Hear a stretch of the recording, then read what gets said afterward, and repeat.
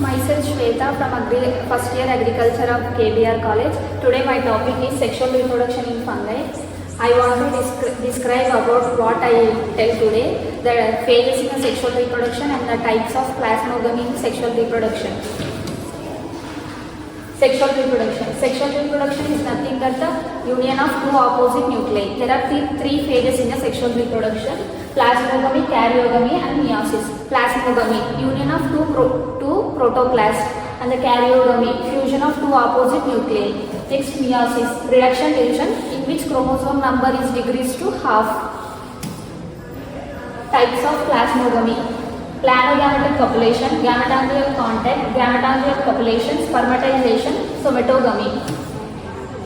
There are three types of planogametic copulations. There are isogamy, anisogamy and the heterogamy. Next, gametangial contact. Male and female gametangia come in contact. Dissolution of wall occurs.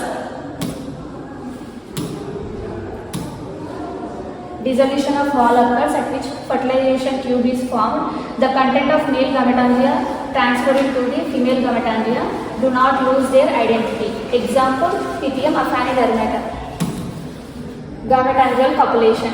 The isogametes come in contact. The dissolution of wall occurs to form the content of male and female gametangia transferred to form a single unit. Example, Rhizophus stolonifer. Spermatization. In spermatization, the male gametangia called spermatia and carried to the female reproductive structure called receptive hypha. The spermatia and the receptive hypha come in contact and the content of male spermatia migrated into female receptive hyphae, making the cell binucleated. Example, Puccinia gramineus triptychs. Next, somatogamy, in which the higher fungi do not produce sex organs, is called somatogamy. The union of two somatic hyphae to form a sex spores. Example, Agaricus campestris.